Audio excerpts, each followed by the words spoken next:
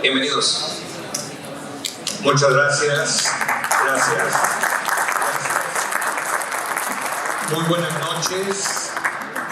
Pues primero que nada, desde luego, agradecer a este foro Industria Me por la invitación de estar el día de hoy con ustedes, de platicar cómo se ve México, cómo se ve nuestro país en el corto, mediano y largo plazo. Me acompaña un panel que les puedo decir de lujo, increíble tener la oportunidad de platicar con ellos. Y déjenme contarles qué podemos esperar de este panel. Vamos a dividir el panel en 5 temas. Primero vamos a hablar de economía, luego vamos a hablar de energía, luego vamos a hablar de seguridad, el cuarto tema va a ser la política, y queremos acabar este panel con un tema que nos parece a todos muy relevante, que es el tema de la educación, ¿no? Todos esos temas, desde luego, son torales para lo que podemos esperar del futuro de México. Y sin más, pues entremos en materia, y le voy a pedir a Carlos Ursúa, el doctor Carlos Ursúa, economista, ex secretario de Hacienda y Crédito Público, que comience con la parte económica. Y le voy a lanzar, de hecho, una pregunta a Carlos, si me permites, Carlos. Hay todo un debate, sobre todo en los medios de comunicación, de si podemos esperar una crisis económica de final de sexenio. Y si no de final de sexenio, quizás entrando el que vaya a ser el próximo presidente o presidente de México. ¿Ves tú en este plazo, digamos, de 1, 2, 3 años, una posible crisis económica en el país? Bueno, esa es una pregunta muy importante, muy interesante. Ya me la han hecho varias veces en foros, empresarios, estudiantes, políticos. Creo que si uno restringe su atención a los factores económicos, me parece que es poco probable que haya una crisis. Voy a tratar de explicar por qué. Muy bien. Voy a dejar de lado, porque pues, tú eres el maestro en eso, la posibilidad, espero que sea remota, pero posibilidad ciertamente de que en el cambio de sexenio pudiera haber problemas políticos graves. En ese caso, pues es otra historia, es una historia donde ya los factores económicos pasan a segundo término. Pero si me permiten hablar de los factores económicos, yo diría lo siguiente. Los que somos viejos, somos pocos, ya por ahí 2 que 3 sí los veo, están iguales que yo, pero sí están más jóvenes que yo. Ustedes ya no están tan acostumbrados a las crisis de fines de sexenio, que es lo que está en la mente de muchos viejos, mexicanos viejos. La crisis que sucedió, por ejemplo, en 1976, una crisis relativamente menor, donde hubo un tipo de cambio que estaba sobrevaluado y donde el entonces presidente Echeverría está de acuerdo con la petición del nuevo presidente, en este caso López Portillo, de que haya una devaluación. Creo que correctamente se hizo. Y luego en 1982, pues, una crisis de locura. El país estaba totalmente mal manejado, el déficit público llegó a ser del orden del 16% del PIB. Era una locura lo que estaba sucediendo, y por tanto era de esperarse que en 1982 sucediera esa gran crisis que sucedió. Luego en el 88 no hubo tal, hubo un poquito antes, en el 86, pero en el 94 volvió a haber una crisis de fin de sexenio. A mi juicio, por 2 razones. La primera, por razones cambiarias de nueva cuenta. Creo que fue un error por parte de la Secretaría de Hacienda, que estaba encabezada en ese entonces por Pedro Aspe, el tratar de tener una moneda relativamente fuerte cuando ya el déficit comercial, el déficit de la cuenta corriente que teníamos era muy alto ya para 1992 inclusive, ya no digamos en el 94, y por razones también de política fiscal, incluida la, creo yo, mal llevada pago de los todas las reservas, sucedió lo siguiente: las reservas empezaron a caer y a caer y a caer y a caer, y se agravó más el asunto cuando matan a Luis Donaldo Colosio, ¿se acuerdan? En marzo de 1993.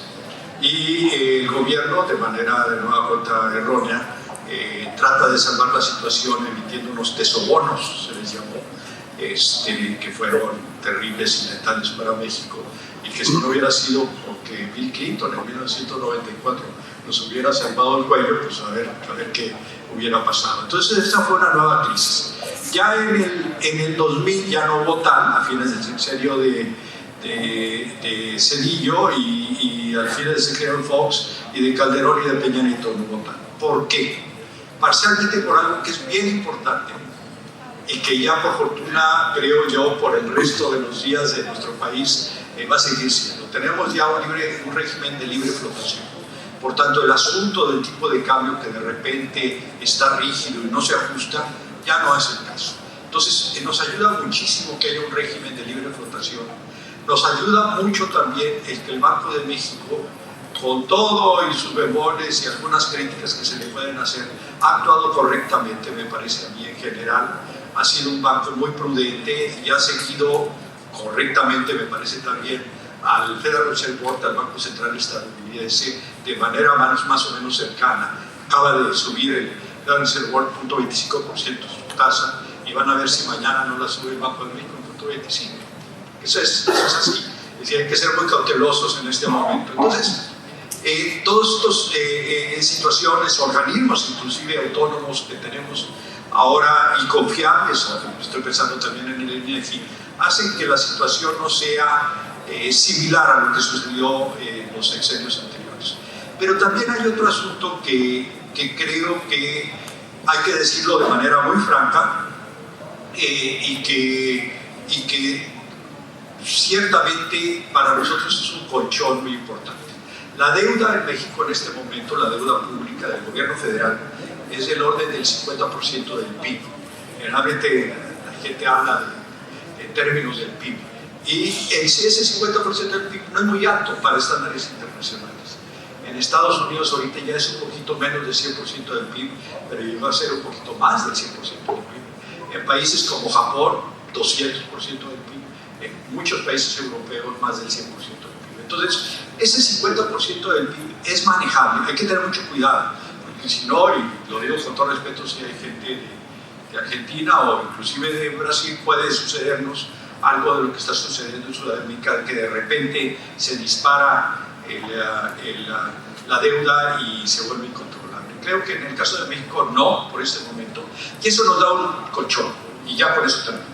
Este año yo creo, el gobierno dice que este año también vamos a acabar con 50-51% del PIB. Yo creo que están mal, yo creo que después puedo explicar las razones, pero probablemente acabemos con un 52-52.5% del PIB para 2023. Y el año que entra igual. Entonces yo creo que no vamos a siquiera llegar al 60% del PIB a fines del sexenio. Y eso nos da tranquilidad, creo que a todos los mexicanos y a todos los inversionistas extranjeros. Importante, ya para finalizar con la pregunta que me hizo Leo, no creo que si nos constreñimos al caso económico y no hablamos del caso político, no creo que haya nada. Déjame ahora, te hago una pregunta, porque no sé cuál sea tu postura, pero yo estoy muy optimista en el futuro económico de México. Yo creo que las condiciones económicas, geopolíticas, hacen que haya unas oportunidades sensacionales con esta palabrita que ya se volvió de uso común del nearshoring, del friendshoring. Vino Biden a México, nos invitó a ser parte de esta alianza en la industria de conductores y de electromovilidad. Están dadas yo creo, pero te pregunto a ti, yo creo que están dadas las condiciones, Carlos, para que en el mediano y largo plazo México pueda tener un boom económico. ¿Lo ves así? Sí, y sí lo creo también. Fíjense, a mí me gusta dar un dato. A lo que dice Leo, yo agregaría el hecho de que para nuestra fortuna, no sé si para la fortuna de los chinos, pero nuestra fortuna Trump, que a mí no me cae muy en gracia, pero en este caso sí fue un buen factor para nosotros, se pelea con China.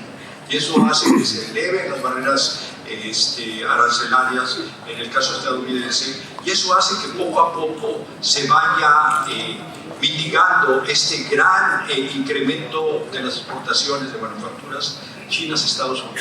Déjenme comentar lo siguiente: de 1994, cuando inicia el Telecam, la versión 1, digamos, del Tratado de Libre Comercio, hasta el año 2000, nosotros en el 94 teníamos más o menos como el 6% de todas las importaciones que hacía Estados Unidos, el 6% más o menos provenían de México, 6%.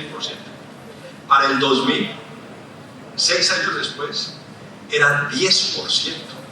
Una barbaridad.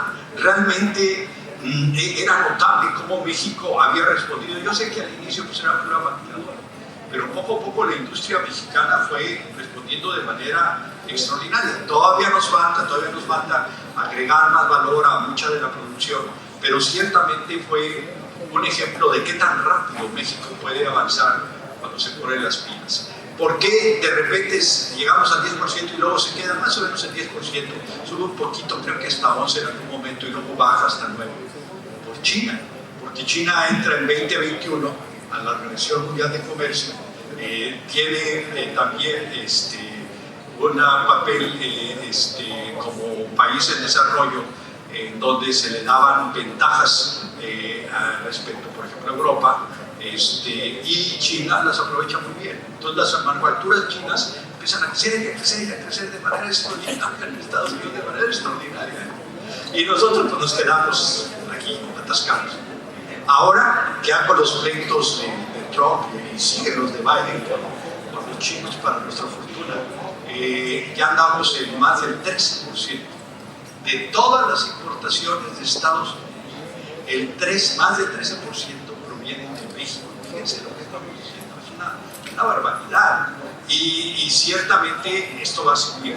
Si lo sabemos aprovechar, lo que dice Leo, nearshoring, este proceso de relocalización de las empresas, de muchas de ellas que se van a tratar de venir a México o un lugar cercano de Estados Unidos y Canadá, no solamente para aprovechar tener costos de transporte menor, sino porque ya entendieron que hay un riesgo político que puede ser muy grave, nos puede dar mucho. Nada más el año pasado, con todos los problemas que tenemos, el año pasado, nearshoring famoso, esta relocalización, la inversión por ello fue de $16,000 millones.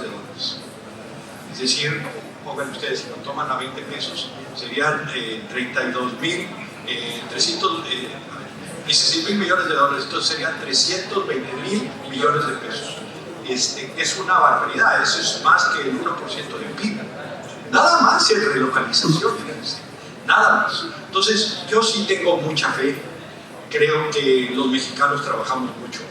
Creo que los mexicanos, la gran mayoría de nosotros somos personas decentes, somos personas honestas, que la corrupción se da así por razones inclusive históricas, pero que la sociedad en su conjunto va a persistir y ciertamente lo va a hacer.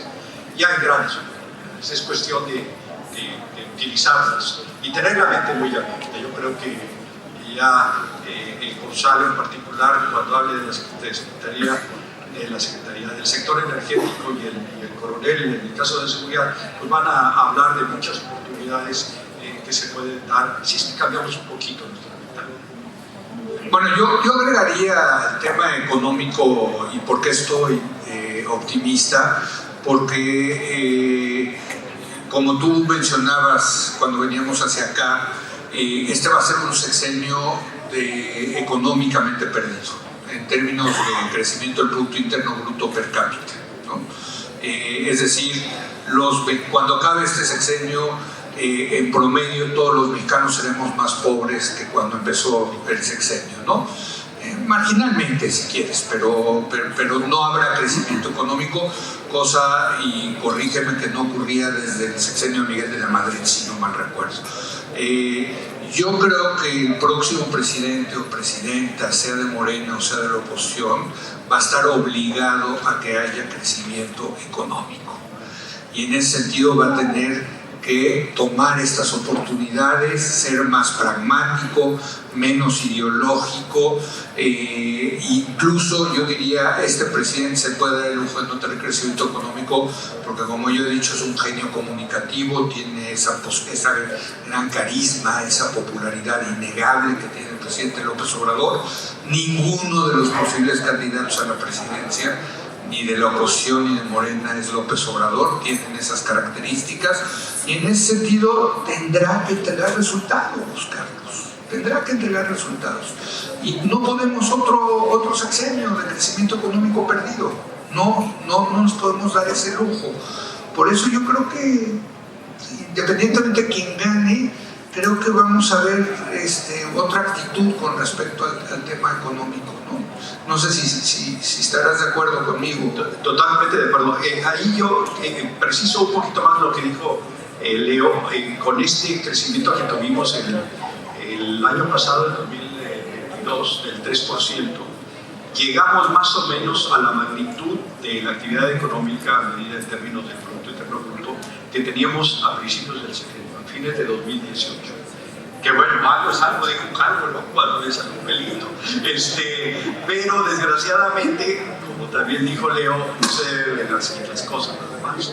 Debemos pensar que cada año hay más de 1.200.000, dirían unos, de mexicanos jovencitos, bebés que nacen y que van a estar integrándose con el resto de nosotros. Entonces, en términos de PIB per cápita, ciertamente va a ser menor a fines de este sexenio, en 2024, no muchísimo menor, pero sí menor, más o menos a la altura, como tú bien dijiste también, de Miguel de la Madrid, más o menos lo que sucedió con Miguel de la Madrid, 82 o 88, pero ahí vamos, y creo que ya lo más duro ya pasó.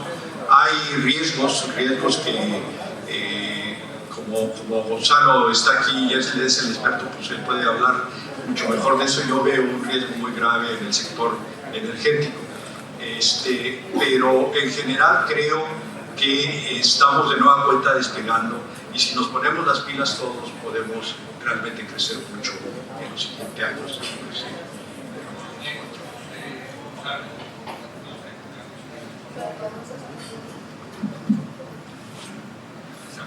Perdón. Coronel Gonzalo, no sé si quieren agregar algo del tema económico. Fíjate, yo a lo mejor retomaría una parte ahí. Creo que es muy importante hablar de dónde está el sector energético, de una discusión que está ocurriendo al día de hoy con calificadoras, con inversionistas, donde se ha barajeado incluso hasta de la propia Secretaría de Energía y de Economía y también de la Secretaría de Hacienda, de cuánto podría ser el apoyo que le dé el gobierno federal a Pemex, principalmente a Pemex, o incluso de tomar toda la deuda de Pemex. Como muy bien apuntó el doctor Ursúa, las métricas macroeconómicas del país aguantan quizá para tomar un escenario como eso, pero todo lo que se ha peleado para tener esas métricas obviamente estaría en otra posición. Ahorita sí que abundamos en esa parte. Uno que creo, y nada más sería el único comentario para abonar a lo que decía el doctor Ursúa, es que hay que entender de que el proceso de integración de Norteamérica es una dinámica que está ocurriendo literalmente a pesar de las políticas de los diferentes países. Sea Trump o sea una parte más proteccionista o más liberal hacia un globalismo comercial, la realidad es que las integraciones de las cadenas productivas son cada día más profundas. Hoy estamos hablando de cómo puede ser este nearshoring, todo lo que son las industrias 4.0, que es prácticamente un destino común de nuestros tres países. Y obviamente en el tema de seguridad, con una frontera combinada que tenemos con Norteamérica, pues es prácticamente inevitable, necesario, y donde ojalá tengamos el mismo destino los tres países. Bueno, antes de entrar al tema energético, no sé si usted, coronel, quieran agregar algo en el tema económico. Creo que es muy importante, porque aunque en mi tema de seguridad hay muchos factores, y los acaba de mencionar Gonzalo, que es la integración de América del Norte, que en algunos foros yo he participado. Y la integración de América del Norte no es una integración política, es una integración económica en base a manufactura. Tenemos que enfocar y aprovechar, porque ahorita el onshoring para mí es la corrección del error que permitimos en Estados Unidos cuando se firmó el TLC, de que se invitaran a las empresas de Estados Unidos a irse a China y no venir a México. Ross Perot, que fue candidato presidencial, decía: es que con el TLC vamos a oír ese chiflido de trabajos oyendo a México. Estaba equivocado. Se fueron a China, pero todo el mundo tenía las luces apagadas y ahora, 30 años después, se va a empezar a corregir.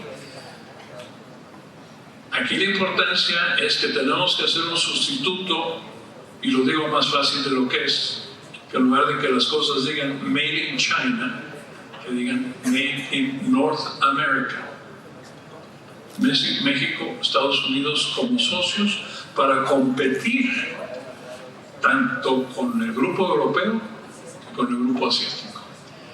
Y la seguridad económica tiene que ver con los otros temas de seguridad que vamos a tocar, pero todo esto, un tema no es ajeno del otro. Entonces es muy importante porque, tocando seguridad un poquito, en México existe demasiada incertidumbre de parte de todos.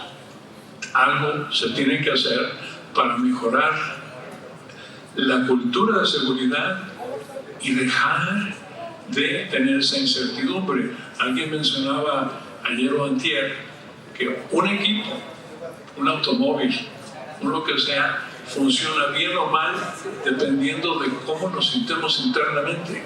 Y eso es una estadística muy interesante, que si somos pesimistas, nuestro equipo no funciona, y si somos optimistas, nuestro equipo es más eficiente. Entonces, conforme vayamos, tenemos esta conversación, vamos a ver que todos los temas están entrelazados y no son independientes el uno del otro.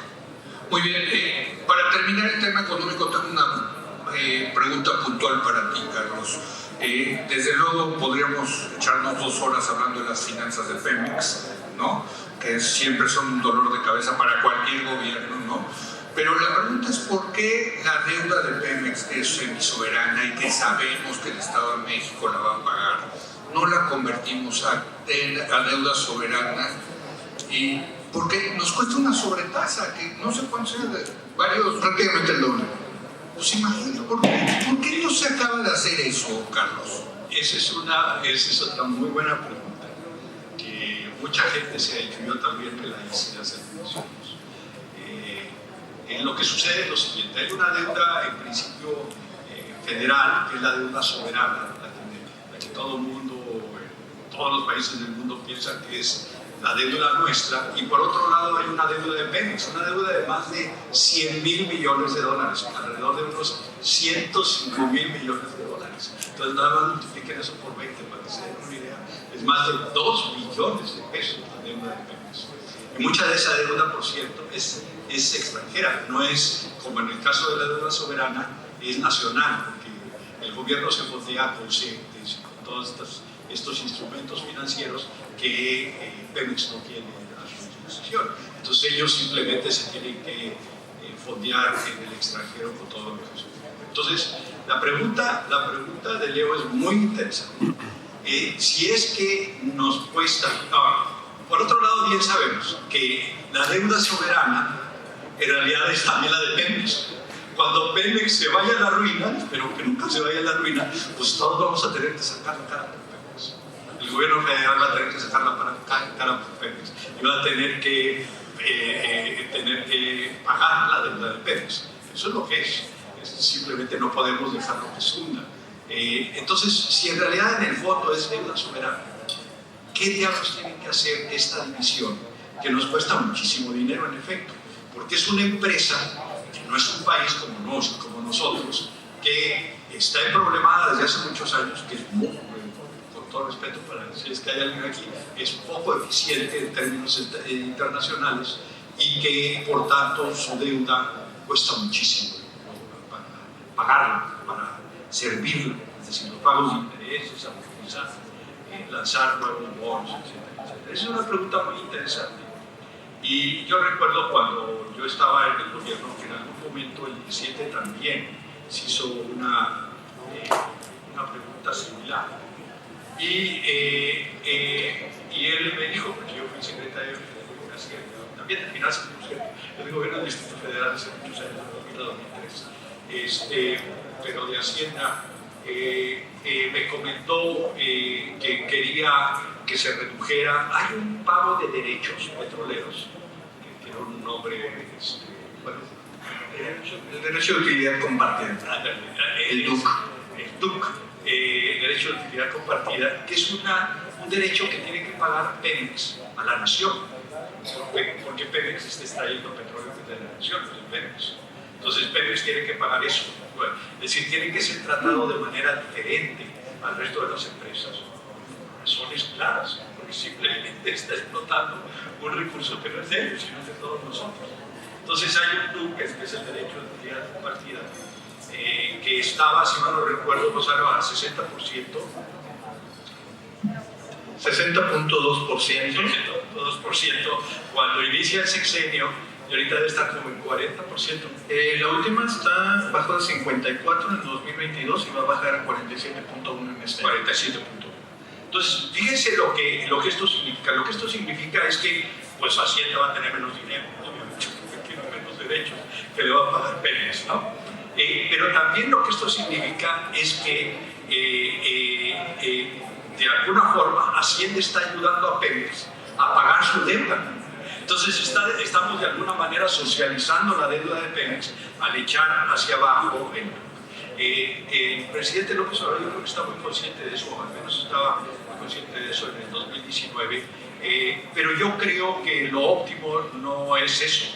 Lo óptimo simplemente es tal cual, tomar la deuda de Pemex y decir, esta es una deuda soberana, y reestructurar toda la deuda. Eso no se puede hacer con un gobierno como el actual, que es un gobierno que está ahorita en una situación política interna y externa muy complicada, pero ciertamente se podría hacer en el siguiente sexenio, si todos estamos de acuerdo en hacerlo.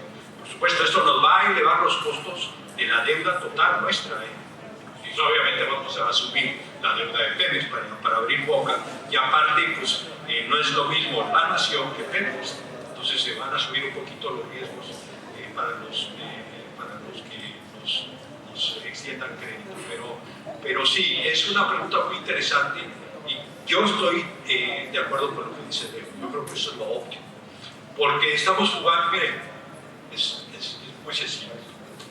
Pemex va a tener que pagar alrededor de unos $10,000 millones Gonzalo, este año. En este año, con la reestructuración que ya se hizo, paga 9,800.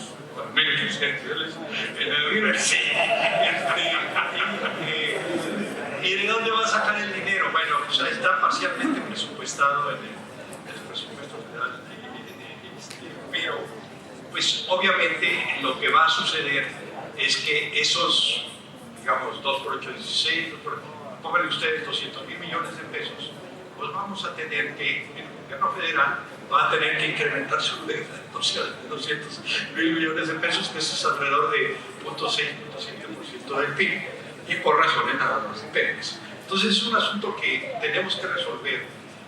Ahora, que yo ahí sí no me atrevo a ir más allá, pero otra alternativa es simplemente tomar el toro por los cuernos y decir, Pemex, ¿cierto?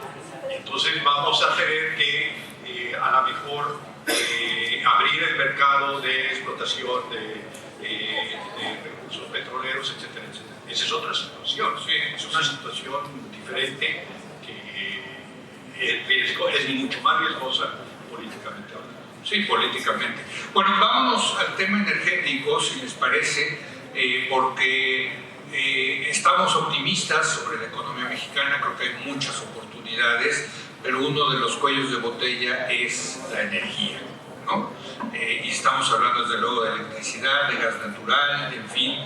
Y aquí tenemos, como ya vieron aquí al disco duro de materia energética, que es Gonzalo.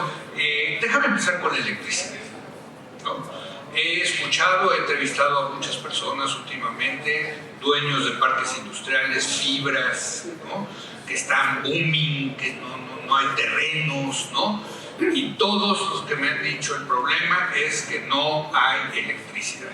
No sé si no hay generación de electricidad o no hay líneas de transmisión, eso ya me lo puedes decir tú, ¿no? Pero sin electricidad, y lo decía aquí el coronel, sin electricidad no hay país. Por cierto, aquí quiero citar a Lenin.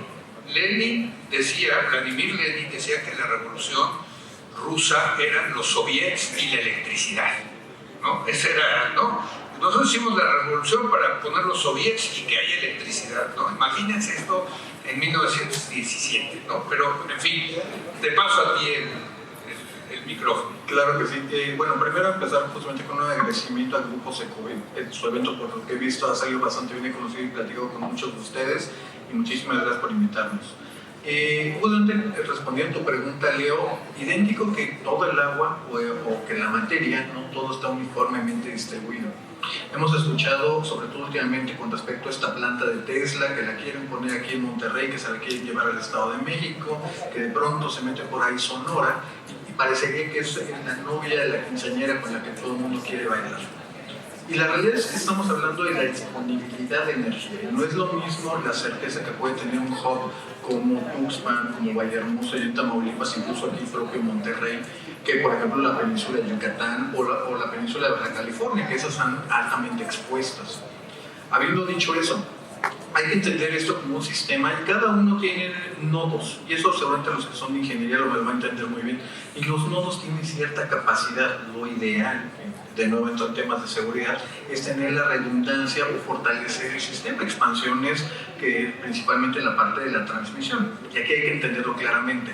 La generación eléctrica está abierta, así como tal, a los privados. Hay un problema regulatorio grande, de hecho es una de las partes de lo que estamos en las consultas con nuestros socios comerciales Canadá y Estados Unidos, pero principalmente es un tema de transmisión. Ese es el punto más importante. Aquí lo voy a poner muy claro, en términos de lo que hablamos como industria, es principalmente de alta tensión y media tensión. Eso no le va a pegar tanto a la parte de distribución, que es lo que veríamos en comercios u hogares. Esto, aunque es un tema también por ahí, no es el que más nos atañe en este momento.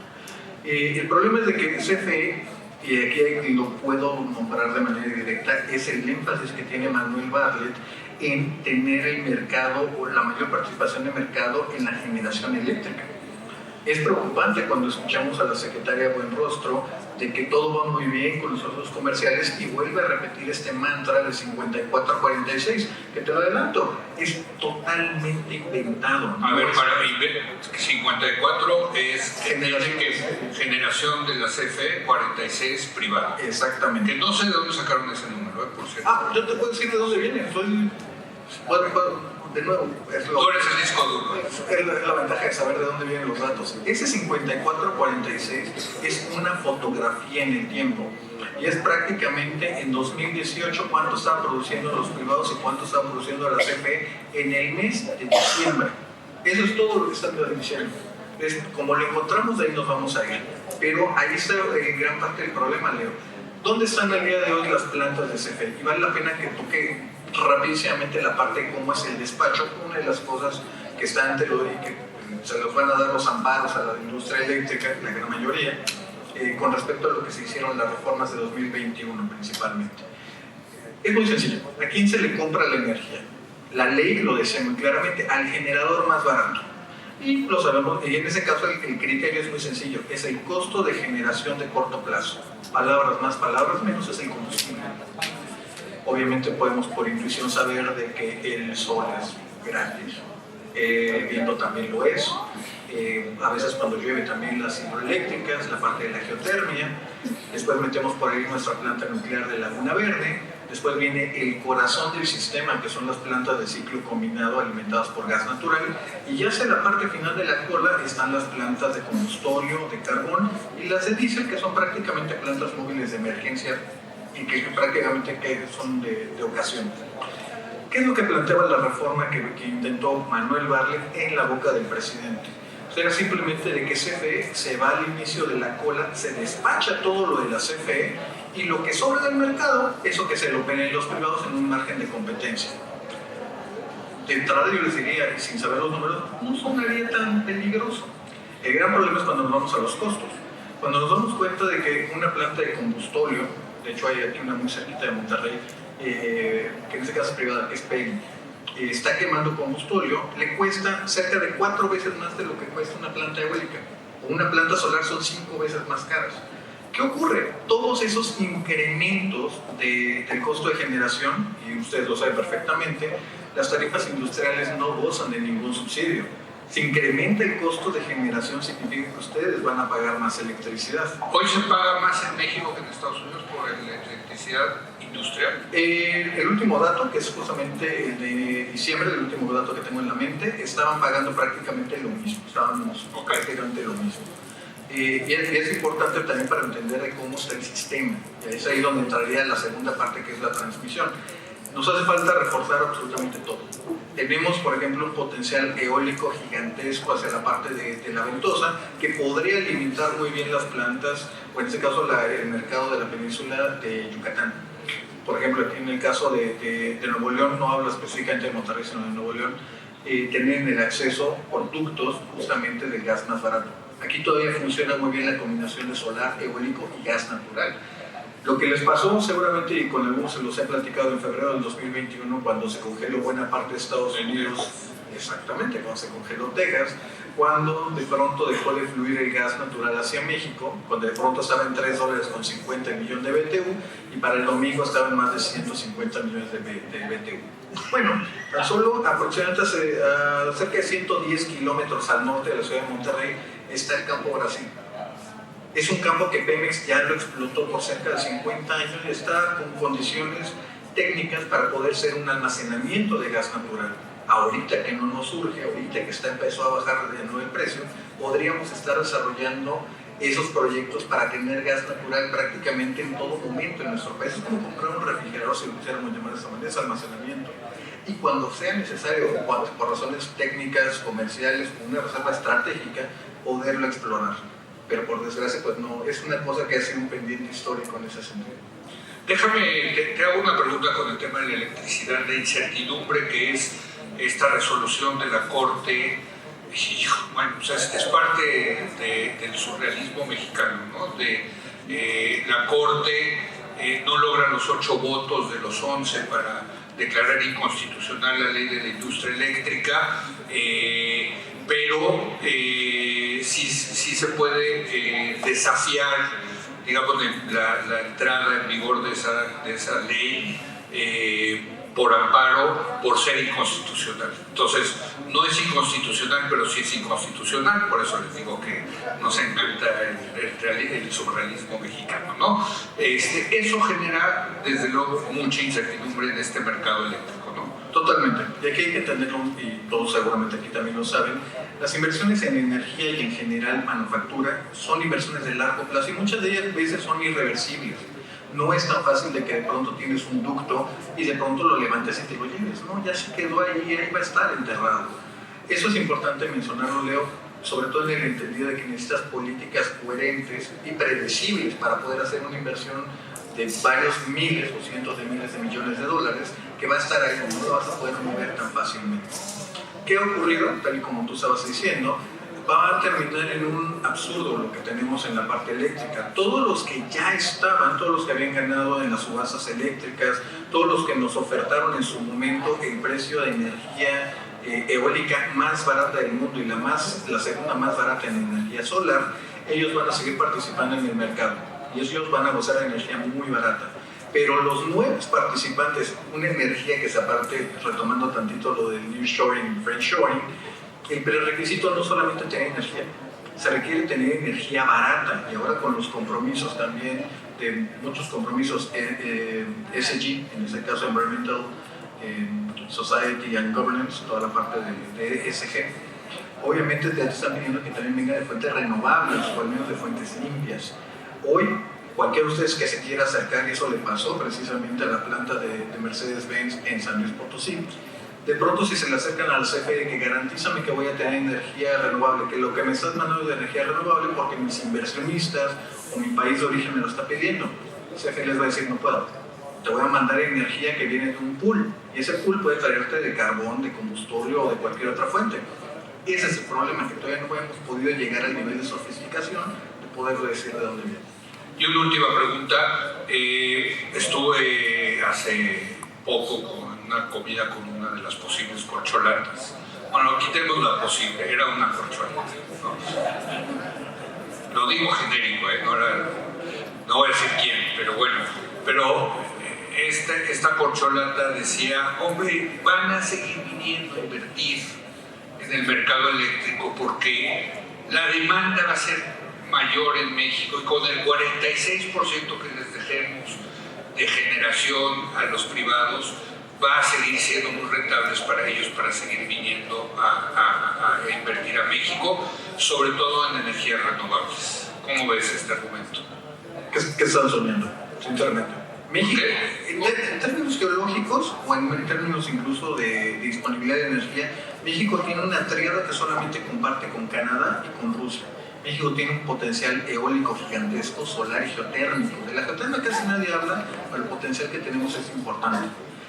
Ahora, pensar de que van a venir porque somos atractivos me recuerda mucho, y seguramente el doctor Ursúa también, conocedor de la industria, de la historia económica, recuerda mucho justamente lo que dijo el secretario de Hacienda en 1981, previo a que estallara la crisis, y era de que México tenía petróleo y que el mundo que necesitaba petróleo, después de lo que había pasado con el embargo de los 70 de los árabes, y que tenían que aceptar las condiciones mexicanas al precio que fueran. No, la realidad es de que recursos hay en prácticamente todos los lugares del mundo, y Estados Unidos también tiene un potencial eólico, solar. Texas, Nuevo México, son impresionantes los que tienen, y obviamente pueden tener su propia energía y mandárnosla para acá. Acá obviamente CFE puede decir, no te la compro, pero el que se queda sin energía es México. El prerequisito es tener el acceso a la energía. Pensar de que van a venir a las condiciones que se impongan, generalmente es de una ingeniería bastante peligrosa. Bueno, ahí está. No sé si quieran agregar, Carlos, Coronel, algo sobre el tema energético. ¿No? Muy bien. Entonces vamos a pasar al siguiente tema. Sí. Enfrente. ¿Qué pasó? Yo tengo una pregunta ahí. Ya vamos a abrir para preguntas. Bueno, venga. Hablaban de Tesla. Sabemos que Tesla usa energía sustentable, por así decirlo, y comentabas que CFE no está dando permisos para este tipo de energía. ¿Qué tal impacto tendría si CFE no da el permiso, por así decirlo, no dobla las manos para poder dar este tipo de energía a una empresa como Tesla, que sabemos que pues aquí en Nuevo León ya está el terreno, damos permisos, lo único que falta es lo de CFE? Por desgracia tocamos los temas de la política, porque hemos, por ejemplo, escuchado de la parte, sobre todo de la oposición, de que se podrían ir al Estado de México, y es exactamente lo mismo problema que pasa aquí con Monterrey. Y ahí entran, literalmente, de un problema que no existía, el Salvador, el Mesías, a decirte de que, oye, te pueden interconectar con la planta de Puerto Peñasco, que es un parque solar, y te alimentan directamente ahí. Pero Puerto Peñasco está en Sonora. Ese es el punto. O sea, bajarla a la Ciudad de México. No, la oposición quisiera llevarla justamente hacia la parte electoral que está pasando ya en el proceso de la elección del Estado de México, pero de pronto aparece el presidente López Obrador y les dice, ¿saben qué? Podemos cumplir todo esto, te interconecto directamente a la planta de Puerto Peñasco, que es una planta eólica hasta ahorita todavía bastante chiquita, de apenas 100 megawatts, que tiene un potencial importante para crecer a cerca de 1 gigawatt, pero no te quedes en Monterrey, no te vayas a la Ciudad de México, vente para Sonora. Incluso el propio canciller ahora que ¿A Sonora? A Sonora. Yo no había oído lo de Sonora. No, Sonora es la idea, porque también sería integrarlo con la industria, y ahorita sí que platicamos de eso, de la industria del litio, para que también todos los Powerwall, todo esto sea una integración ahí. Entonces, a ver, nada más para recapitular lo de Tesla, porque está Monterrey, está la IFA, ¿no? Que no tiene más el Estado de México. Es Hidalgo, Estado de México, ¿no? Exacto. Y Sonora, son más 3 posibles locaciones. Eso es lo que se está discutiendo, pero donde va más avanzado en términos de terreno, adquisición de permisos, todo eso es Monterrey. Correcto. Si quieren, entonces seguimos con la parte de seguridad. Coronel, adelante, por favor. La seguridad de energía, como habíamos comentado, es crítica y lo tenemos que entender desde el punto de vista doméstico. no quiero sobresimplificar, pero estamos muy mal acostumbrados a que vamos, subimos el botoncito y la mayoría no tiene la menor idea qué está atrás de ese botón, que es lo que está hablando los tres, realmente, en términos de lo que se llama infraestructura, que es primero generación. En términos de generación tenemos que ver qué tipo de combustible o fuente estamos usando, o sea, eólica, solar, carbón, hidro, gas. Y debemos de entender que el suministro tiene que ser suficiente para la demanda. Y la demanda en México se planea ¿de qué forma? Aproximadamente con un modelo ARC, alcorregresivo, pero es prácticamente una proyección de 10 años sobre la demanda industrial. 10 años es una buena proyección.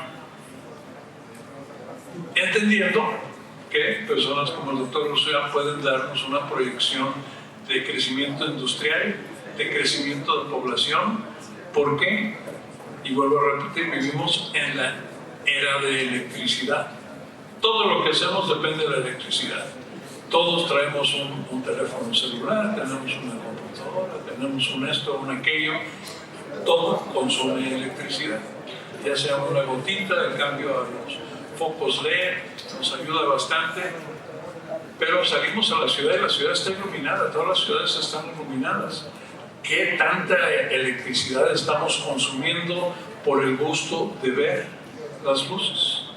Que no necesariamente son productivas. Entonces, si vamos a buscar inversión, si vamos a buscar crecimiento, y el tema que vamos a tomar después, que es educación, la confiabilidad de nuestro suministro eléctrico es hipercrítica. Y eso es seguridad. Hablamos de incertidumbre. Normalmente hablamos de incertidumbre que por los narcos, que por los policías corruptos, que por los borrachos en la calle. Todo eso entra a la ecuación de la incertidumbre que sufre México en términos de seguridad, pero tenemos que pensar más allá de policías y ladrones.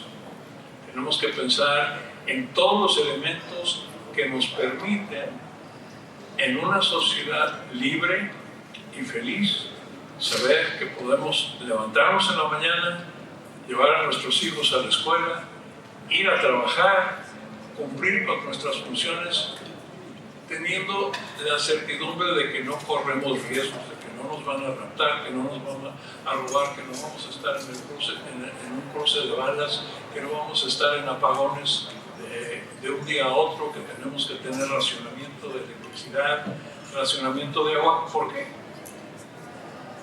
Porque el agua nos la da la electricidad. Si no tenemos las bombas que alimentan los sistemas de agua de la ciudad, no tenemos agua. Entonces, nunca voy a cansar de repetir que entendamos que nuestra sociedad no puede estar segura en ninguno de los niveles de seguridad que queremos ver sin la certidumbre de la energía eléctrica. Y creo que con eso cierro este punto porque es muy importante. No sé si quiere agregar algo más, coronel, del tema de seguridad. Bueno, hay muchos aristas, pero no sé cómo quieres manejar la... No, bueno, yo creo que más allá del tema de la seguridad energética, a los mexicanos nos preocupa la seguridad cotidiana, ¿no? Y yo comentaba, estaba haciendo mi artículo de mañana para el periódico Excelsior, y la verdad les tengo una buena noticia. Sí están bajando los homicidios dolosos en México. Sí bajó entre el 2021 y el 2022 bajaron 7% los homicidios dolosos. Sí hubo en 2019 un punto de inflexión, o sea, se estabilizó la curva de homicidios dolosos, empezó a bajar y el año pasado bajó más. Ahora, lo interesante aquí es ver las diferencias entre los estados, ¿no? Hay estados que les ha ido muy bien en materia de seguridad y hay estados que les ha ido muy mal. Por cierto, Nuevo León no les ha ido nada bien, hay que decirlo, ¿no? Traen un importante incremento en homicidios dolosos el año pasado, pero creo que vale la pena que usted, con la experiencia que tiene, nos diga el tema de la seguridad, que bueno, pues la economía, o sea, puede estar mal la economía, puede estar mal la energía, pero lo que no puede estar mal es la seguridad, ¿no? Absolutamente. Y desafortunadamente, una gran cantidad de los homicidios dolosos, si separamos lo que, odio decir la palabra normal, pero en todas sociedades hay problemas internos, cuestiones entre familias, entre amigos y demás, que son parte de la estadística del homicidio doloso. Pero en México lo principal son los homicidios entre los narcotraficantes, los diferentes carteles, las autoridades, donde vemos la acumulación de cuerpos por motivos de dinero y los motivos de mercado, que como un amigo en Nueva York me comentó, dice: el Chapo es uno de los genios comerciales más grandes del mundo. Lástima que esté usando su genio para algo altamente ilegal y de paso altamente mortal. Entonces, en los años que yo viví en México, la sociedad tiende a ignorar ese tema. Nos ponemos cegueras y tratamos de pretender que no existe. Vemos la página roja, que el mexicano tendría que ser muy morboso y le encanta ver los periódicos con página roja, que tienen mucho dinero, pero al mismo tiempo queremos pensar que no existe. Hay una sensación del ser humano que dice: eso a mí no me pasa. Entonces vamos ahí navegando muy ingenuamente de que no nos va a pasar, pero no tenemos la conciencia situacional, que es uno de los elementos de seguridad, de que realmente sepamos qué tan seguro es el entorno donde vivimos, el seguro donde trabajamos. Estamos poniendo cámaras, pero estamos capacitando a los que están atrás de las cámaras, o sencillamente estamos comprando un sentido falso de seguridad porque vemos todos esos aparatos en todas partes. Hay muchos lugares en México donde hay arcos magnéticos para detectar armas. Nunca los he visto funcionar. Es un gasto muy bueno para las empresas que lo venden, pero no los que pretenden usarlos. Y el problema es la frontera. Tenemos un problema binacional donde los carteles ahorita dominan mucha parte del comercio internacional y solamente pasa a Estados Unidos si ellos lo permiten y si no están cobrando. El aguacate estuvo atorado mucho tiempo porque precisamente los carteles estaban cobrando peaje en Oaxaca, en las zonas de producción de aguacate, y si no, no salía. Entonces, eso afecta a la economía, eso afecta a nuestra economía, y tenemos que de alguna forma concientizarnos y ver qué podemos hacer para no seguir tolerando, porque realmente lo que estamos haciendo es tolerar que sucede siempre y cuando no nos toque. Y el día que nos toque, bueno, ya es muy tarde. Entonces, como sociedad, tenemos que demandar del gobierno que se pague impuestos, que las fuerzas de seguridad estén capacitadas. La mayoría de las policías municipales de México no tienen una capacitación profesional adecuada, no es culpa de ellos. Yo me acuerdo una vez de joven, estando aquí en México, oía yo el comentario: y yo soy hijo de policía. Y me tomó tiempo ahora, es adulto, entender por qué. En algún momento, el policía mexicano era un policía respetado. Era un policía que se llevaba y era parte de la comunidad. En la Ciudad de México creo que les decían tecolotes, amaritos. tamarindos los de tránsito, los topelotes, los azules, Sí, tienes razón. pero eran equivalentes a los policías de Londres. Lo único que traían era una macana. Hoy traen ametralladoras. Y el pueblo no respeta a los policías. Si no respetamos a los policías, si no apoyamos que sean capacitados, que sean profesionales, y bueno, de ahí llegaremos al tema de la educación. El policía tiene que ser profesional, tiene que ser parte íntegra de la sociedad, tiene que ser parte íntegra de la clase media, tiene que ser nuestro vecino, con quien podamos hablarle, saludarlo, saber quién es su familia, sus hijos y demás, y no mantenernos al margen porque son menos que nosotros. Entonces es un problema social, pero se refleja en la incertidumbre y la inseguridad que gobierna México, además de la cantidad de dinero que se está generando de parte de mis compatriotas que consumen drogas, y hasta ahora no hemos podido, a pesar de todos los millones de dólares que gastamos, en reducir el consumo.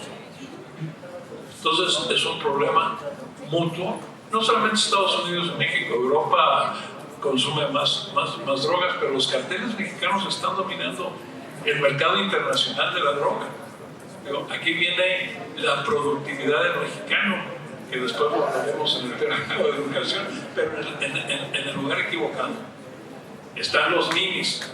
La cuestión que mencionas tú, yo dije sarcásticamente que probablemente la reducción del número de asesinatos dolosos es porque se le está acabando gente de que matar, porque la mayoría son guerra entre los mismos carteles. Eventualmente, a pesar de que entre mucho joven sin capacitación, sin educación, a la oportunidad de ganarse unos miles de pesos y tener una vida sabrosa por 3 años sabiendo que van a morir, todo eso tiene que terminar.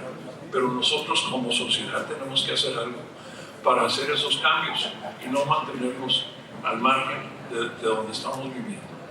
Entonces, es una situación tan compleja como la de energía, como de la economía, pero todo es parte de lo que tenemos que ver si México va a tener un futuro, que las inversiones van a pagar, que la energía tiene que existir, que tenemos que preparar una buena capacidad de trabajadores, pero tenemos que vivir en un ambiente de confianza. Si no reganamos la confianza de nuestro medio ambiente, el progreso no se va a parar, pero va a ser muy lento. Muy bien.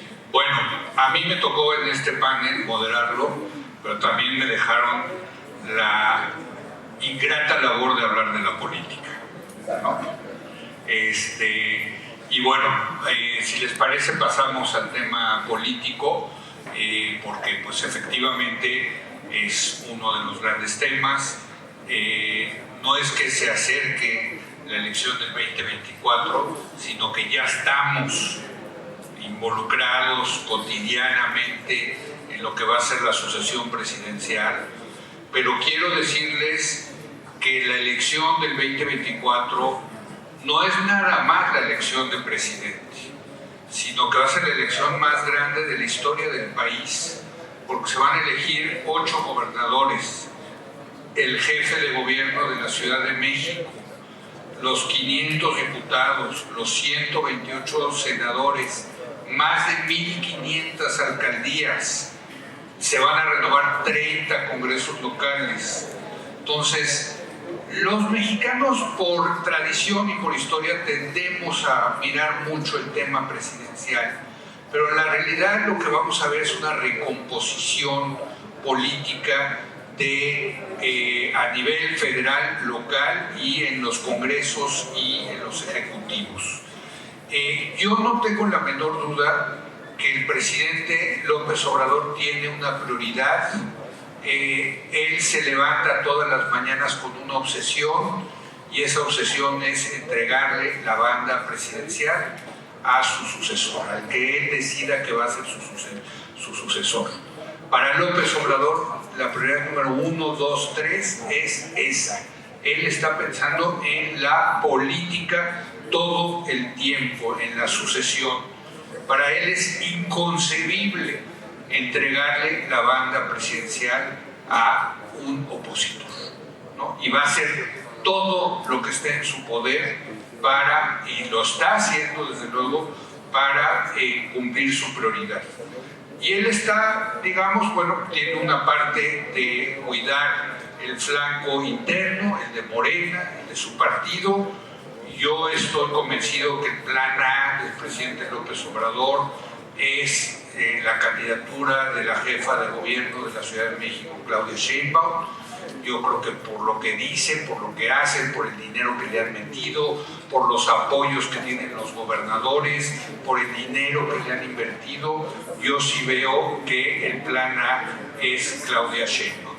Pero, como todos los presidentes, siempre tienen que tener un plan B, por si se les cae el plan A, siempre puede pasar algo.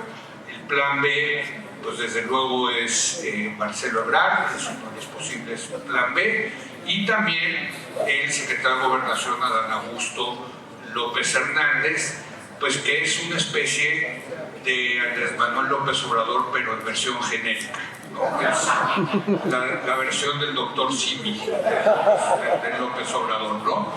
O sea, hasta se parece físicamente, ¿no? a López Obrador, es tabasqueño, habla como tabasqueño, ¿no? Se apellida López, ¿no? Entonces, sí, es muy impresionante el tema y podría ser en algún caso, aunque la verdad hay que decirlo, en las encuestas todavía no pinta, no acaba de pintar Adán Augusto, ¿no? Y en el lado de la oposición, pues yo les diría, por un lado el presidente no quiere dejar crecer a nadie en la oposición.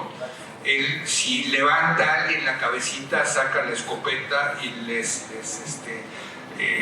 dispara, ¿no?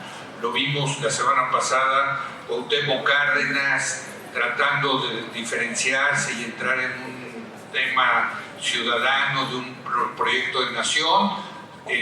Bastó con que el presidente saliera en una mañanera, lo llamara a su adversario, casi le tronara los dedos para que Cárdenas se echara para atrás y dijera que él no participara en eso. Entonces, quiero decirles, porque muchos me preguntan, ¿y dónde está la oposición? Bueno, la oposición está muerta de miedo, ¿no? Porque cualquiera que diga algo o se exprese o no, el presidente inmediatamente echa a andar la maquinaria para tratar de aplanar a esa oposición. Ahora, la oposición creo que ha logrado algo importante, que es mantener la alianza PAN-PRI-PRD. Sin esa alianza no hay posibilidad de ganar la elección para la oposición, no tengan la menor duda. Lo que quiere el presidente, de hecho, es que no haya alianza PAN-PRI-PRD, ¿no? Desde luego, esa alianza se vería fortalecida si Movimiento Ciudadano, que gobierna aquí en Nuevo León, también se uniera a la oposición, y habría más posibilidad de que ganara la oposición en una carrera parejera, como la llamamos, entre un candidato oficialista y un candidato opositor. Entonces, una de las preguntas es cuántos candidatos va a haber, quiénes van a ser, en fin. Yo lo que les quiero decir es que yo sí soy de los que creo que la elección en el 2024 no está definida.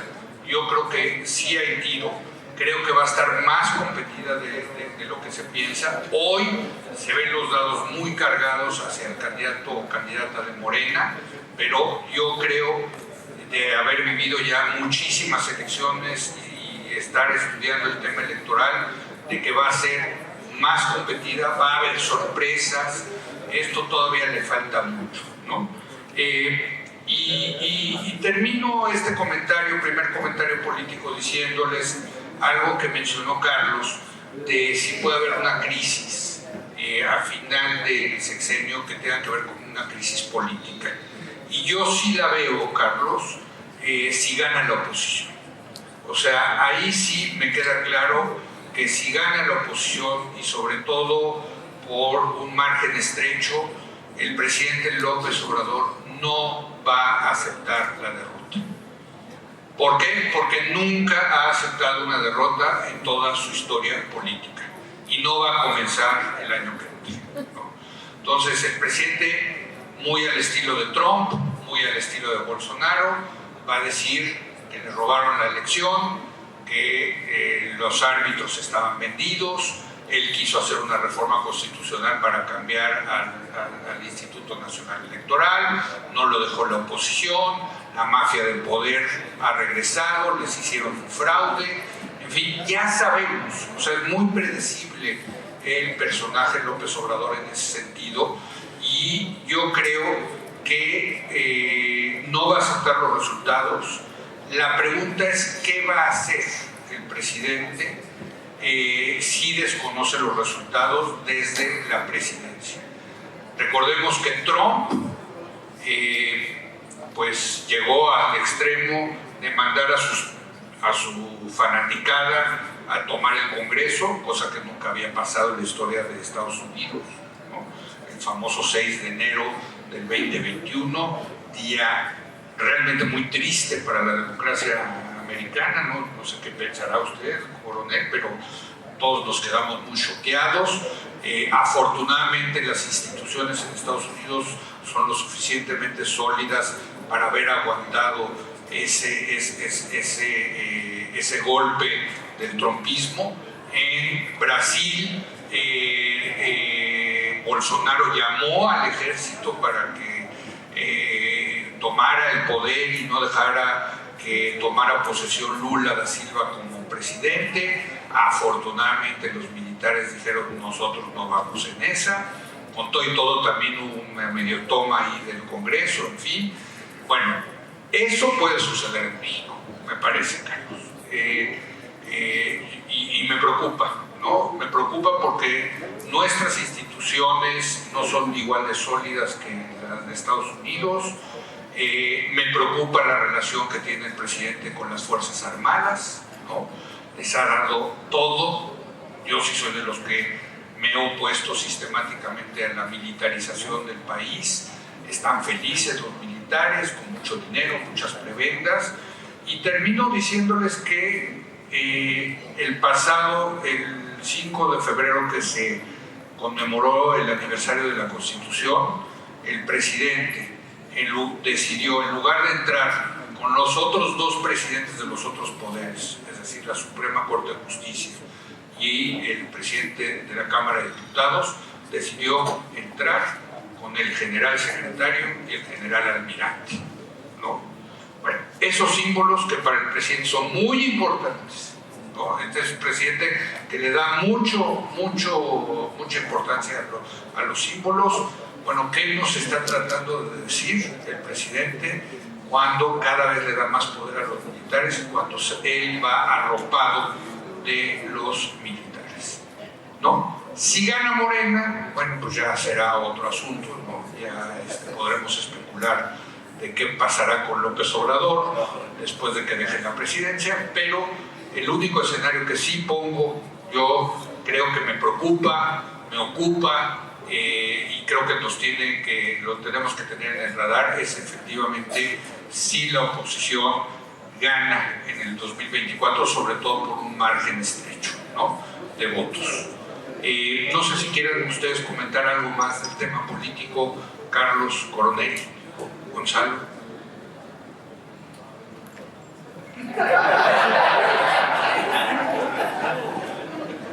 Bueno, a ver, Carlos dice que está totalmente de acuerdo. A ver, adelante, Carlos. Todo lo que dices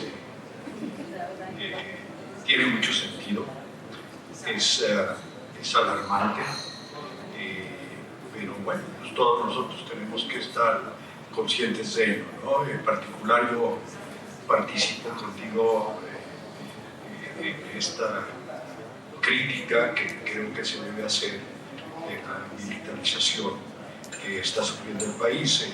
Brasil es un país que lo hizo y ahora no saben cómo deshacerse del problema.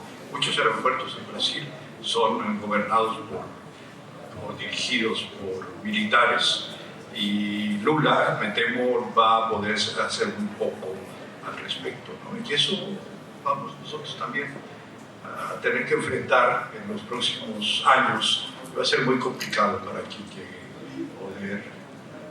poder de alguna forma sujetar un poco más a los militares. Sí, y no es que yo tenga algo contra los militares, coronel, estando usted aquí, pero yo creo que los militares deben estar para hacer la guerra, para mantener la seguridad nacional, ¿no? A mí no me gusta verlos en otras actividades que no sean esas. La función del militar, cuando tomamos el juramento, es de defender la nación y obedecer las órdenes de aquellos superiores a nosotros. Claro, en las democracias es el presidente. Pero, como dices, el papel del militar tiene que ser defensa, nada más, presencia, proyección de poder, para evitar, como decía Sun Tzu, el tener un ejército fuerte es simple y sencillamente una invitación a que nadie nos ataque. No queremos libertad. Los militares odiamos la guerra más que nadie, porque la vivimos, pero cumplimos con nuestro deber, sabemos lo que tenemos que hacer. Los políticos son los que promueven las guerras y nos mandan a pelear. Pero entonces aquí lo más importante es precisamente, y lo que comentabas de Trump, el alboroto del 6 de enero fue una vergüenza nacional, pero no hubiera cambiado nada, porque las instituciones en Estados Unidos van más allá de cualquier individuo. Y si alguien en Estados Unidos quisiera dar un golpe de Estado militar tradicional, los soldados nos moriríamos de la risa.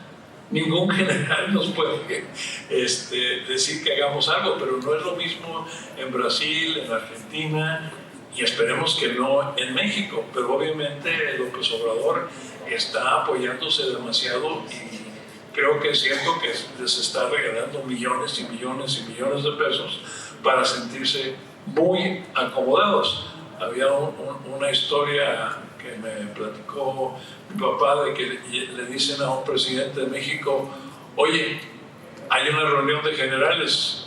Y el presidente le dice: avísame cuando estén reuniendo los capitanes, porque los generales están muy bien pagados, y están muy bien pagados precisamente para no armar algo. Pero como vecinos, volviendo al tema de la frontera, volviendo a todos estos temas, tenemos que preocuparnos que si en algún momento México se vuelve un país inestable, tenemos que invitar otra intervención de Estados Unidos. El presidente Trump estuvo a punto de declarar los carteles grupos terroristas, y alguien sabiamente le aconsejó: el gobernador de Texas está por declararlos también grupos terroristas. ¿Qué significa? De acuerdo con nuestra Constitución y nuestra ley, cuando hay un grupo terrorista que está amenazando la seguridad de los Estados Unidos, tenemos autoridad extraterritorial. Entonces, cuando escuchemos aquí en México simple y sencillamente que alguien está moviendo esa iniciativa, tenemos que preocuparnos de que en algún momento Estados Unidos vea necesario poner orden con los carteles. Sí, yo agregaría a esta parte política que va a ser uno de esos años en donde coincida la elección de México con la elección de Estados Unidos. Y eso siempre mete un factor también de más incertidumbre, y no tengan ustedes la menor duda de que México otra vez va a ser parte de la piñata política en Estados Unidos, ¿no? Es muy... A ver, lo digo porque es muy probable que el candidato del Partido Republicano sea o Donald Trump, y mucho más probable el gobernador Ron DeSantis de Florida, que es un trumpista, ¿no? Es más trumpista que Trump, ¿no? Seguro es republicano, los va a defender, pero y está bien, yo creo que se va a soy republicano de Reagan, soy republicano de claro, Bush. bueno, pero es que esos son ya los republicanos que ojalá regresaran algún día. Bueno, pero vamos a regresar y estamos a regresar. Ahorita no hay tracción de Trump. Trump no tiene tracción. No, pero por eso es DeSantis. Pero la pregunta es si un DeSantis o un Abbott, gobernador también, que probablemente sea candidato, no van a acabar teniendo una retórica mucho más antimexicana en el sentido, sobre todo de los migrantes y de la frontera y de la seguridad y de los carteles, etcétera, ¿no? DeSantis nunca tomaría ese lugar. Él le da su lugar a los migrantes dentro de la Florida. En los próximos días, Nikki Haley va a declarar su candidatura a la presidencia. Entonces, vamos a tener otros candidatos republicanos aceptables a un discurso, vamos a decir, normal, Sí. que van a ver muy diferente la relación con México. Entonces México no va a ser piñata. No va a ser piñata. Bueno, está bien, se vale. Tiene que ser, Ojalá. tiene que ser parte de la discusión. No, bueno, es que México ya es, y eso es parte del éxito de México económico y comercial. México ya es un factor que se habla políticamente de él en Estados Unidos. Y el mismo Biden tiene mucha oposición dentro del Partido Demócrata. Todos los documentos secretos que se descubrieron, sí, es un complot de los mismos demócratas para quitarle prestigio a Biden. Y Kamala Harris, que es una mujer totalmente inútil, sí, no vuelve a ser candidato presidencial. Entonces, los demócratas, igual que los republicanos, van a tener que buscar otra fuente de talento que realmente le pueda hablar al pueblo de Estados Unidos y ofrecer una economía mejor, una estabilidad mucho mejor y menos guerras, menos presencia internacional. Entonces, ahí sí voy a decir, Trump no va a ser candidato y Biden tampoco. Ah, mira, está interesante eso. Bueno, muchos piensan que si Trump es el candidato natural de los demócratas sería Biden, pero bueno, jóvenes promesas de la política de Estados Unidos, ambos, por cierto, ambos mayores de 80 años, hay que decirlo. Pero bueno, no sé si quieras agregar algo, Gonzalo. Falta política. Sí, es una cosa donde yo sí veo preocupaciones, yo diría preocupaciones crecientes, y ahí me encantaría también conocer el punto de vista del doctor Ursúa con respecto justamente a estas ideas que se han estado flotando de que una parte o toda la deuda de Pemex sea absorbida por el gobierno mexicano. Porque hay escenarios donde no se mata justamente el diferencial, sino que el diferencial se va al de Pemex. En otras cosas, el soberano toma lo que está en la deuda de Pemex. Y eso tiene una implicación sobre todos nosotros. Si de pronto la calificación crediticia de México se degrada, por ende nos van a cobrar más intereses, ocurre un fenómeno cascada. Todos los que tienen ADRs en la bolsa de Estados Unidos o en otras bolsas, también obviamente sus bonos se incrementan. Y el costo de capital de todos aumenta significativamente. Ese es uno que me empieza a preocupar porque va a depender de las métricas. Las ayudas, y hay que decirlo con total claridad, Pemex está en una situación derivada principalmente de un modelo de negocio enfocado sobre todo en la refinación. Está prácticamente con un flujo de efectivo negativo. Va a seguir perdiendo dinero prácticamente de forma asegurada. Previos justamente a platicar con ustedes, platicamos con amigos de la prensa y nos hacían una pregunta de que, por ejemplo, a México, y eso se lo podemos ir adelantando, México va a salir, bueno, Pemex va a salir con ganancias entre 5,000 a 7,000 millones de dólares. Y vamos a escuchar el discurso grandilocuente de que todo salió muy bien en Pemex. Teníamos razón. Pongámoslo muy claro. ExxonMobil tuvo ganancias por 58,000 millones de dólares. Chevron por cerca de 32,000. Shell por 42,000 millones de dólares. La marea simplemente subió para todos. En el caso mexicano, y aquí voy a desmenuzar los 5,000 millones de dólares de ganancia o 7,000, significa que si Pemex no hubiera refinado nada, que hubiéramos cerrado las refinerías, todo lo hubiéramos importado, México hubiera ganado, o en ese caso Pemex hubiera ganado alrededor de 22,000 a 23,000 millones de dólares, cosa que no ha ocurrido nunca. Ese tamaño es la piedra, el lastre que estamos teniendo en la refinación.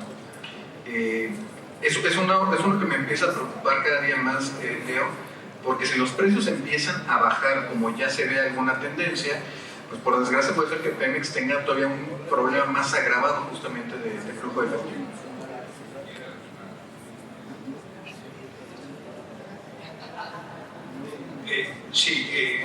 creo que sería una situación muy complicada. Y creo que también en este momento nadie se atrevería de ninguna forma a asumir, el gobierno federal, a asumir la deuda de Pemex. Creo que Pemex es un problema, siempre, desde hace ya décadas es un problema para la nación, hay que decirlo. Bueno, pues los trabajadores de Pemex seguramente opinen lo contrario. Sí es preocupante, pero es una de las tantas aristas preocupantes en el largo plazo. No los quiero deprimir, pero no hablemos de Pemex, porque Pemex, bueno, pues son 200,000 millones de pesos que a lo mejor acaban en la deuda de todo el país para ayudarlos a solventar sus obligaciones de este año. Pero fíjense, le voy a dar un dato que es quizá estremecedor. Este año el programa de adultos mayores tiene un presupuesto de 335,000 millones de pesos. Eso es más de 1% del PIB. Piensen que el PIB este año va a ser del orden de como 31 billones de pesos, más o menos, entre 30 y 31 billones de pesos, digamos 31 billones de pesos. Entonces el 1% de eso son 310,000 millones de pesos. Ahora estamos hablando de 335,000 millones de pesos. El siguiente año el presidente, que mismo lo aceptó de manera franca, que su política social es básicamente una política clientelar, lo dijo enfrente de todos, con la mano de cintura. Ya comentó que esta pensión para adultos mayores, que es en este momento de 4,800 pesos bimestralmente, va a subir a 6,000, es decir, un 20% más. Entonces, fíjense, tienen ustedes 335,000 millones de pesos, aumenten el 20%, ya están hablando más de 400,000 millones de pesos. Pero recuerden que la pirámide nuestra de la población es así. Entonces van a crecer por un año, de las personas que tengan cumplido los 65 años, el siguiente año van a ser más de las personas que lo hicieron este año. Estamos hablando de una cifra que debe, supongo, va a rondar el 425,000 millones de pesos. El siguiente año, 2024. Ese es uno de los problemas que tenemos en pensiones, pero no es el único. Perdón por pero así hasta Pemex se ve como que no es un gran problema. Los otros son obviamente el IMSS y el ISSSTE, que tienen que recibir transferencias para los pagos de pensiones. Y también hay otras pensiones no contributivas de todo tipo. Yo calculo, puedo estar equivocado, pero yo hice hace como un año el cálculo, que a fines de 2024 se va a gastar en pensiones 6,5% del PIB en total, en pensiones. Ahora, ese es un dato duro, pero para todavía volverse un poquito uno más pesimista, les voy a recordar que los ingresos tributarios de la nación en este momento, no los petroleros, estoy quitando eso. Sí, los impuestos. Los impuestos. Rondan la recaudación 14% del PIB. O sea, casi la mitad sería. Entonces, casi la mitad se va a tener que ir a pensiones del año que viene. Esa otra mitad de ahí van a tener que sacar para, uno, estados y municipios, porque la ley lo mandata. Los estados y municipios tienen que recibir aportaciones y participaciones. Dos, tienen que pagar toda la burocracia del gobierno federal. Tres, tienen que pagar educación, que vamos a hablar en un momento. Cuatro, tienen que pagar salud. Y quinto, tienen que pagar seguridad nacional y seguridad pública. Y lo que quede, inversión, que ese es nuestro problema. Va a haber muy poco dinero ya para inversión pública si es que seguimos en el camino que seguimos. Bueno, vamos, si les parece, 5 minutos le dedicamos al tema de la educación, ¿no? Para irnos con una nota positiva, ¿no? Gonzalo. Es mejor terminar con una nota positiva, porque si no todos vamos a empezar a beber de esa no queremos eso. Fíjense, uno de los temas que platicamos incluso con nuestros anfitriones de la gente de Secovi tiene mucho que ver con la parte de la educación. Y parecería, y lo hemos visto, y a veces en el país kafkiano que vivimos, Leo, cuando tenemos una secretaria de educación que no sabe responder eso, pues por desgracia tenemos que estar pensando, digamos, que fuera de la caja. Y podríamos tener justamente programas de capacitación en las diferentes áreas, sobre todo de industria, para generar el talento calificado que requerimos. En muchos casos no se requiere la licenciatura, el doctorado, sino justamente las capacidades técnicas para que la máquina o tal proceso le podamos sacar todo el jugo posible. Esas ganancias de eficiencia, que a veces son tan difíciles de medir a veces, pero tienen un impacto muy real en las operaciones, en bajar costos, en poder ser competitivos en la región de Norteamérica y del mundo. Y es ahí justamente donde habíamos estado pensando los cuatro de cómo dar ese tipo de ideas. Por ejemplo, el doctor Rosso precisamente nos platicará de los ejemplos de Alemania. Yo tengo un ejemplo un poquito más local.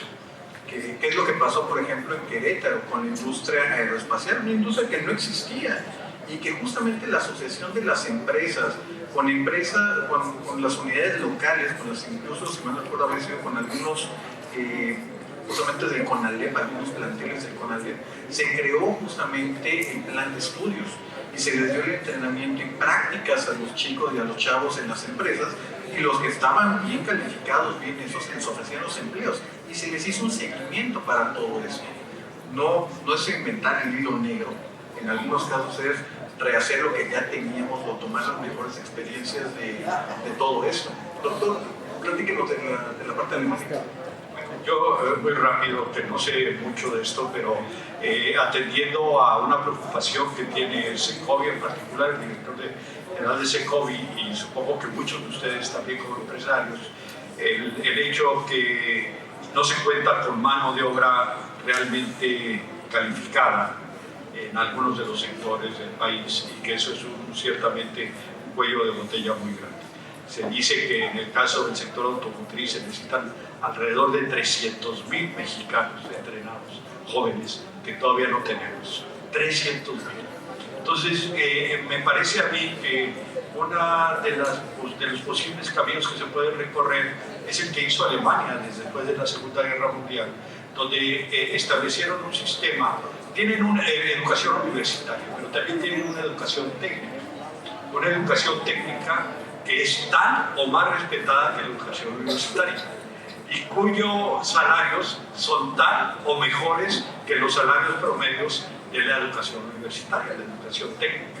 Y la idea de ellos siempre ha sido que debe haber una especie de educación dual, donde, digamos, 2 días a la semana se les da a los estudiantes teoría, ciencia, etcétera, y 3 días a la semana los estudiantes van a una empresa a aprender oficios específicos, en este caso de esta empresa en particular, pero puede ser de muchas otras cosas. Y lo que resulta es que en Alemania los jóvenes, la tasa de desempleo de los jóvenes es bajísima comparada con la tasa de desempleo no solamente en México, en Estados Unidos, en Europa, etcétera, de los jóvenes. Y segundo, que muchas veces tienen asegurado los empleos los jóvenes que estudian esta educación técnica. Entonces me parece que puede ser algo muy interesante, pero el coronel tiene otras ideas, porque creo que inclusive alguna vez los usó para su campaña política. Adelante. Sí, cerramos con buenas noticias. Si yo digo que Trump y Biden no van a ser candidatos, esas son buenas noticias. ¿Y cómo la ve aquí en México, coronel? A ver, díganme. ¿Y qué? ¿Cómo la ve aquí en México? ¿Quiénes van a ser los candidatos? Estoy de acuerdo contigo. No sé, la oposición tiene que salir un candidato carismático que le haga el frente a quien sea que Obrador ponga al frente y no tenga miedo. Sí, muy bien. En los comentarios que hemos hecho ya tocamos básicamente varios de los temas educativos. Cuando estaba yo hablando de el divorcio que existe entre la sociedad y la policía, que ese divorcio tiene que terminar y el policía tiene que ser capacitado profesionalmente. Y tenemos que respetar al policía al igual que respetamos al contador, al doctor y demás, porque son parte de la sociedad y cuando están comprometidos a dar su vida por nosotros. Y eso no lo tomamos en cuenta. Ellos, supuestamente, si hay una situación, van a ser los que van a poner su cuerpo entre un maleante y nosotros. Entonces, tenemos que crear esa conciencia. Pero junto con eso, hablamos de las cámaras. Yo soy muy cínico cuando entro a un lugar con cámaras, los veo y les hago así, les digo, oye, ¿sabes lo que estás haciendo? Estás viendo la cámara. Y desafortunadamente estamos viendo situaciones en los últimos días en las noticias donde las personas encargadas de ver cámaras estaban haciendo otra cosa. Entonces, esa capacitación técnica es necesaria a todos los niveles. Y como empresarios, realmente hay que hacer una evolución de las escuelas técnicas, tipo alemán, o lo que yo proponía como candidato en Estados Unidos. Yo soy de Maine, el sistema de la Universidad de Maine es muy bueno, enfocado a títulos universitarios. Yo lo que proponía es que todas las escuelas técnicas mejoren su capacitación y den diplomas que digan University of Maine, porque prestigio es muy importante.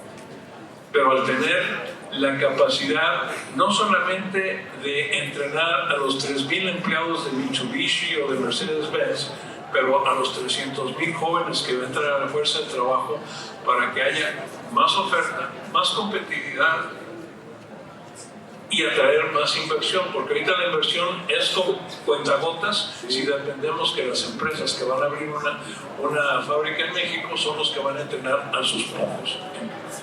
Entonces tenemos que tener una visión mucho más amplia de poder absorber esa juventud y siempre aquellos que quieran y puedan tener una educación universitaria, qué bien, pero los técnicos tienen que estar a la par de los universitarios porque cada día soldados, si no saben de computación, si no saben todas estas cosas, ya no pueden funcionar, ya no nada más es el rifle y la pistola. Igual en las fábricas hay mucha sofisticación. Entonces, todo eso nos va a ayudar a crecer el país.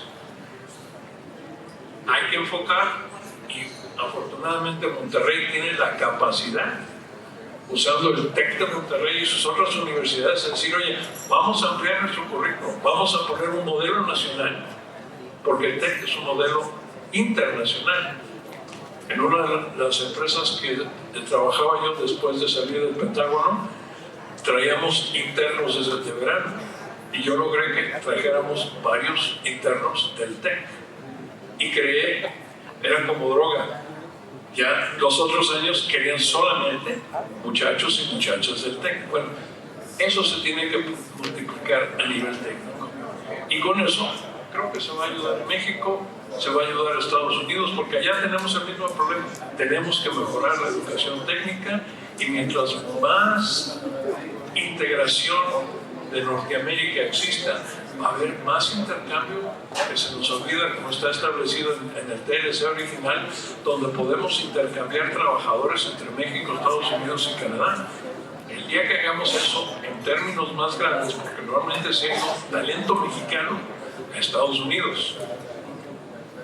Los migrantes que han regresado a México, y el lío, doctor, ustedes que tienen un buen micrófono, nadie ha hecho una estadística de todos los mexicanos que fueron a trabajar en Estados Unidos, regresaron a México y a qué nivel están contribuyendo a la economía mexicana. Es algo que no se debe de perder.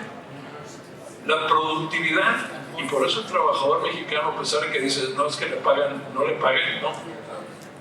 El trabajador mexicano en Estados Unidos, al encontrar un nicho donde puede trabajar y pagársele bien al nivel que él considera, es igual o más productivo que el trabajador americano. Esa es la importancia del migrante mexicano, pero eso es una pérdida para México, porque México está perdiendo a aquellos que tienen la iniciativa de tomar el riesgo de irse a otra parte y contribuir a la economía del país cuando podían estar contribuyendo a la economía de México. Entonces, es político, económico y educacional. Pues muy bien, nos quedan pocos minutos para terminar este panel. Le voy a pedir a la gente que controla las luces, que prenda las luces del salón, para si alguno de ustedes tiene alguna pregunta, comentario, que nosotros podamos contestarlas, con mucho gusto lo haremos. Veo que allí hay una pregunta ya, aquí también adelante, ¿verdad? Usted también quiere. Pero si nos prende la luz, ¿no? Para que nos veamos las caras, ¿no? Porque esto sí, como que uno siente medio Luis Miguel aquí adelante. A ver, adelante, por favor. Hola, buenas noches. Pregunta sencilla, Dos Bocas, ¿cuál es el futuro? ¿Va a servir, no va a servir? ¿Para cuándo queda? ¿Quiere la respuesta rápida? A ver, Gonzalo, dile por qué no va a servir. Ahora sí que, como yo siempre lo hago, short and sweet. ¿Dónde están ahorita Dos Bocas? Aproximadamente deben traer entre un 70-72% de avance, que estamos hablando de que todavía este año 2023 no va a ser realmente nada significativo. Primeros volúmenes y fin de la construcción en el 2024. Y ahí es donde vamos a encontrar muchas cosas que, de nuevo, no es que tengamos la vuelta mágica, sino que sabemos de dónde vienen. Muy probablemente hagan algún tipo de arranque y empiecen justamente a hacer producciones al 20 al 40% de la capacidad. Que en este caso, para tomar un símil, es como si de pronto dijéramos que construimos nuestro propio Ferrari, si lo llamamos así, y va a avanzar los primeros 3 kilómetros. Pero obviamente para lo que tú estás pagando, tú quieres que esa cosa esté trabajando y te dé una distancia de 800 kilómetros. No, todavía no estamos ahí.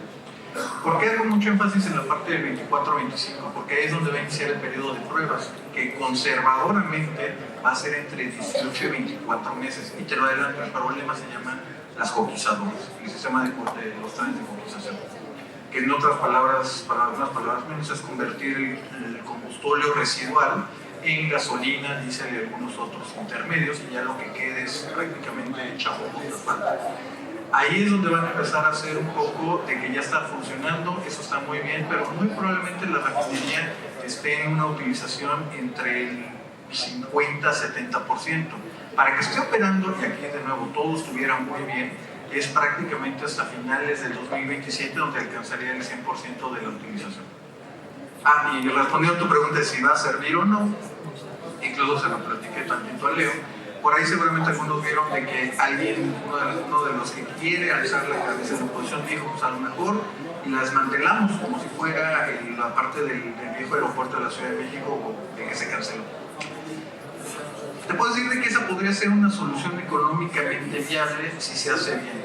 Podrías llegar a desmantelar Dos Bocas y utilizar todos los equipos nuevos, algunos son hechos a la medida y no jalarían, y reabastecer la refinería de Minatitlán, aquí mismo la de Cadereyta, la de, obviamente la de Madero, que se está cayendo a pedazos, y lo podrías levantar muy bien de las que ya tenemos.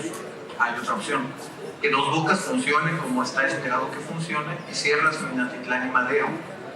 Sí, Pemex perdería los mercados del norte del país, pero la rentabilidad por costos evitados podría hacer que Dos Bocas saliera como una buena decisión. Bueno, pues ahí está. A ver, adelante, por favor.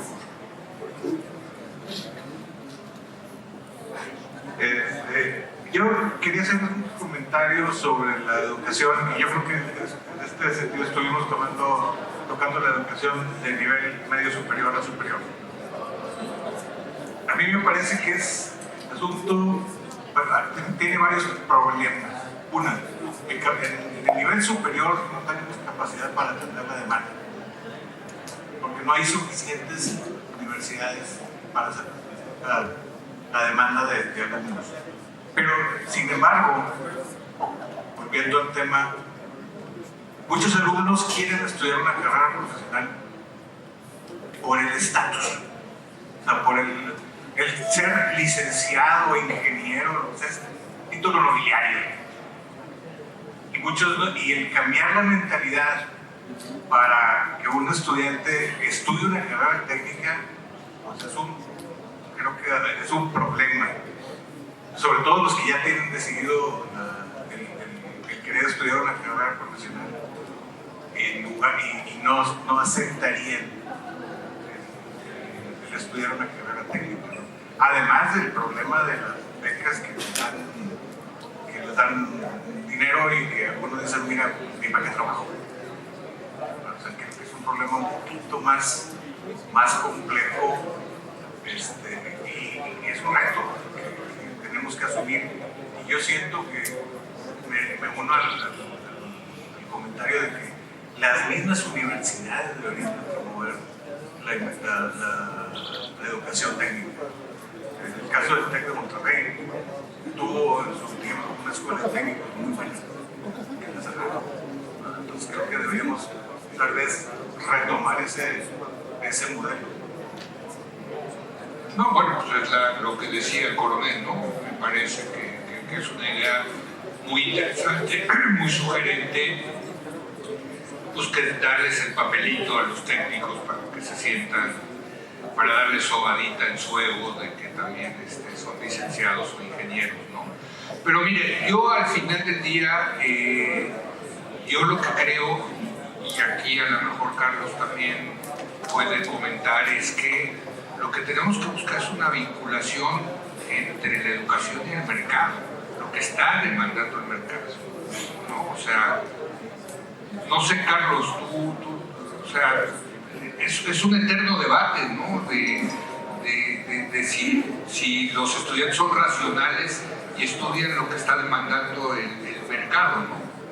Es un debate que se sigue dando y que en este sexenio, desgraciadamente, ha tomado fuerza la visión de la misma, ¿no? Creo que, para empezar, el Consejo Nacional de Ciencia y Tecnología tiene una visión muy poco cercana a lo que nosotros estamos diciendo. Al final del día, la ciencia y la tecnología tienen que ir de la mano de la producción. Y los estudiantes y los investigadores, en lo posible, deberían estar ligados también al sector productivo desde el inicio, desde que empieza su formación. Pero se puede hacer. Yo creo que eventualmente una idea como esa, yo recuerdo que el tecnológico hace muchos años tenía escuelas técnicas, todo eso se tiene que explorar.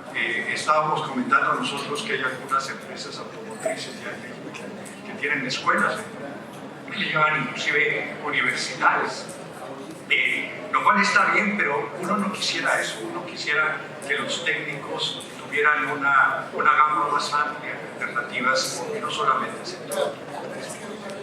Bueno, en las áreas donde no tenemos acceso, donde no se tiene acceso justamente a las energías, a la utilización de las energías limpias, como ahorita mencionaba, en el área de San Luis, pues no hay, ¿no? Bueno, ellos tienen esa alternativa entonces para el cumplimiento de esos porcentajes que se han hecho un compromiso ya hoy en día en México.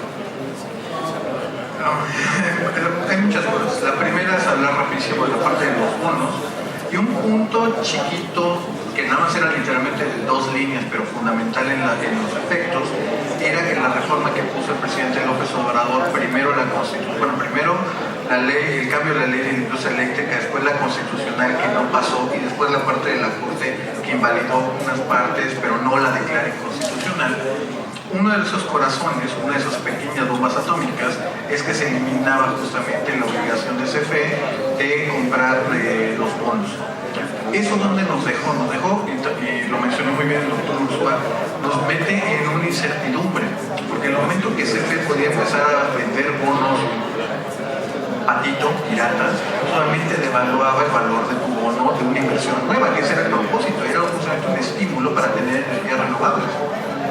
Y hay que decirlo, ese era el objetivo, no tanto desplazar a CFE. Si CFE, por ejemplo, con Puerto Peñasco, quisiera desarrollar unos proyectos renovables, tendría más bonos y lo va a comprar en este caso suministro calificado. ¿Qué está ocurriendo? Nos dejó en una total incertidumbre, porque no se generan todos los mecanismos, no hay una parte de la regulación que se haya puesto, incluso en algunos casos la propia Comisión Reguladora de Energía en una resolución del año 2020 justamente echa para abajo la utilización y la metodología que se utilizaba para calcular los bonos. Es una pesadilla, te voy a ser bien sincero, es parte de la incertidumbre legal donde nos dejó en términos de industria. Y obviamente termina siendo ya no un incentivo, ya no es un costo como tal, hay que llamarlo así, no es un costo, pero obviamente pierde el atractivo de ese tipo de inversiones. México, como lo dije anteriormente, a riesgo de ser repetitivo, tiene muchísimo potencial.